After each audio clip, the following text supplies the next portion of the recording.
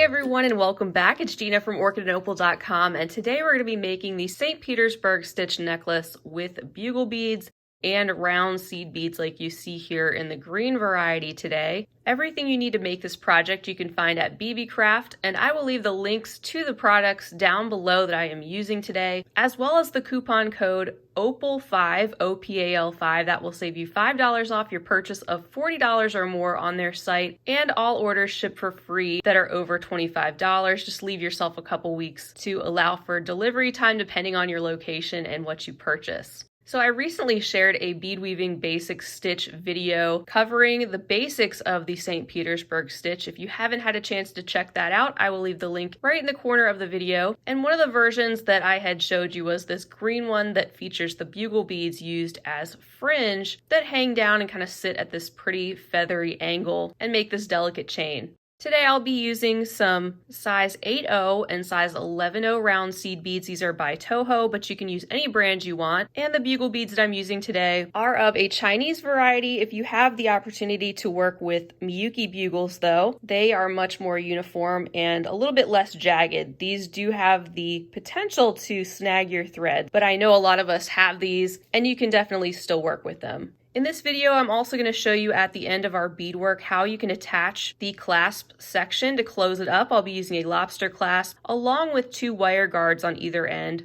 Those are optional. You can just finish off with a beaded loop at those sections, but I like the security of a wire guard in this type of project personally. Once you get started with this stitch, it's just going to be a matter of repeating it over and over again depending on how long you want to make your entire chain, and you can of course adapt this to a bracelet length as well. I recommend using a sturdy beading thread like the 6-pound test Fireline. That's what I'll be using today, as well as a size 10 or 11 beading needle. And as you go, you will need to add some thread once you run out to get the total length that you want. But for now, you can just thread your beading needle with a comfortable length of your beading thread, and we will jump into this tutorial. We'll begin by picking up 4 of our 11/0 seed beads and pulling those down towards the tail thread, and you're welcome to use a stop bead if you're more comfortable, but I find that after doing this first stitch, it kind of acts like a stop bead in a way, and it's not going to slide off unless you are intentionally pulling at it. So once you have your 4 11/0 seed beads pulled down, leaving yourself about a 10-inch tail, that way you can use that to attach the wire guard and clasp area on this side and not have to add additional thread. What you'll want to do next is go up through the first 2 seed beads one more time. And you get this little section of 4 that make up this square right here. Now I'm going to turn this so that my tail thread is coming up out of the left hand upper seed bead and my working thread is coming down out of this one.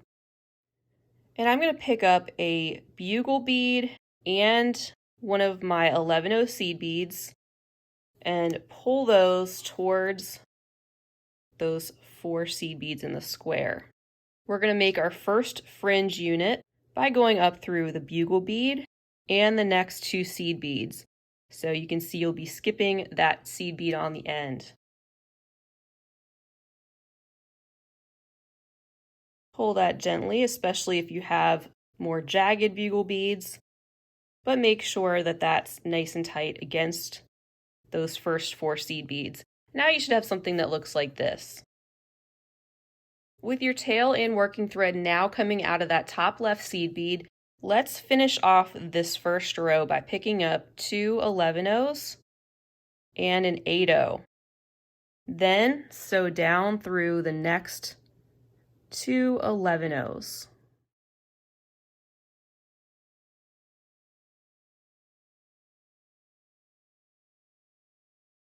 Pull that together. And then we're going to continue on with our fringe, and we're going to pick up 2 11/0s, 1 bugle, and 1 more 11/0. Pull that towards your work.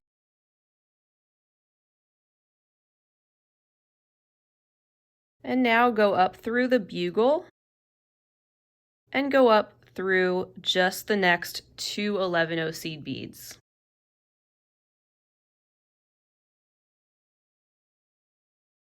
And you can just slide that unit up there to your other beads.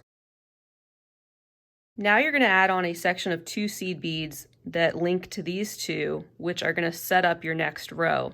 So pick up 2, and then head up through those 2 11-ohs plus 1 more. So head up 3 11-ohs and pull. And from here on out, you're just going to be repeating the same steps over and over again for the entire length of your chain. So once you get to this point, you're going to pick up 1 8-oh and then sew down through the next 2 11-ohs. Pull that tight. Now you can pick up 2 11-ohs, 1 bugle, and 1 more 11-oh. Pull those down. And just like you did before, sew up through the bugle and the next 2 11-ohs, skipping that seed bead at the bottom to hold that bugle in place. Pull. And pick up 2 11-ohs to set up for your next row. Now, sew up through those 2 11-ohs plus 1 more. And pull. Let's do one more row together. So again, you're going to pick up an 8-oh, then sew down through those next 2 11-ohs.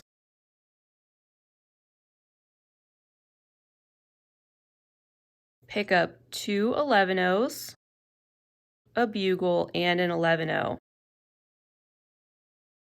Pull them down toward your work. Sew up through the bugle and the next 2 11-ohs, skipping that 11-oh at the bottom, and then just sliding that up toward your work. Then pick up 2 11-ohs and sew up through those 2 plus 1 more. And now your next row is set up. So feel free to back up the video if you need to for that step. You would of course next be picking up another 8-oh, going down through those 2 seed beads that are sticking out, and continuing on with your bugle fringe section. Continue beading in that manner, adding on additional lengths of thread as you need them to complete the full length of your beaded chain. Once you've done that, we'll meet back and I'll show you how I attach the wire guards in the clasp section of the necklace.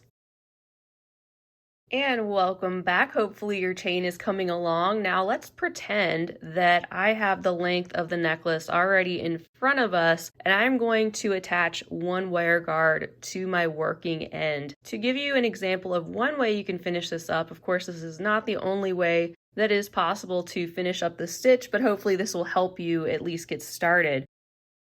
And once you're coming up out of these 2 seed beads in the normal progression of the stitch, just end it there where you're happy with the length, and then pick up 2 11-oh seed beads, and then go around 1 wire guard. Let's go around the other side.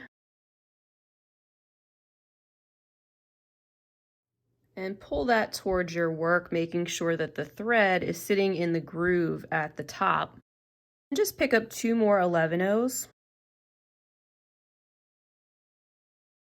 And this time, sew down through those 2 11-ohs that follow the last 8-oh seed bead. Pull. And now you can see that that wire guard is in place. And all we have to do now is just reinforce that section by going back around those new seed beads and wire guard again. And I would do that 2 more times. So just follow your thread path, go around the wire guard through the next 2 seed beads, down those first 2 11-ohs again, and up and around once more.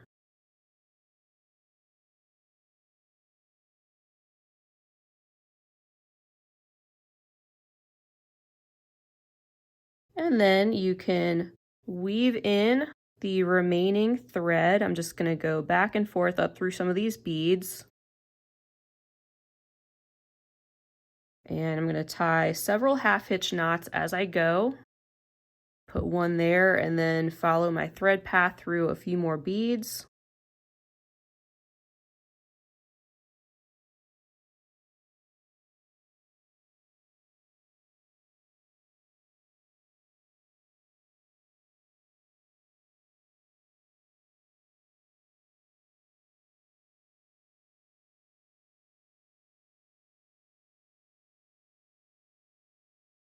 And I'll make one more finally right here. And sew down through a few of these beads. And take my scissors and carefully clip off the remaining thread. So then what you'll do is you will attach your needle to your tail thread. If you left it longer, you'll have enough to work with. And you'll just mirror what we did over on this side to attach our other wire guard. Once you do that, you'll just attach a jump ring to either side and then attach that to your clasp. And here is what that looks like all said and done in the green version with the clasp and jump rings in place on the wire guards. I hope you enjoyed this project and of course have fun using all different colors and styles of beads because this is a very versatile basic bead weaving stitch that has so many options of variations. As a reminder, you can use the coupon code OPAL5 at beebecraft.com to save $5 off your total purchase of $45 or more. And all of those links will be right down below the video. You can find everything you need and much more to make this project at Beebeecraft. Thank you so much for being with me for this tutorial. If you enjoyed it, feel free to give the video a big thumbs up and share it with your other bead-loving friends. Also, make sure to subscribe if you haven't already. And if you're planning to give this a try or have given it a try, feel free to leave a comment down below. I always love to hear from you. But that's all I have for now. Until next time, I hope you have a fabulous rest of your day. And as always, happy beading.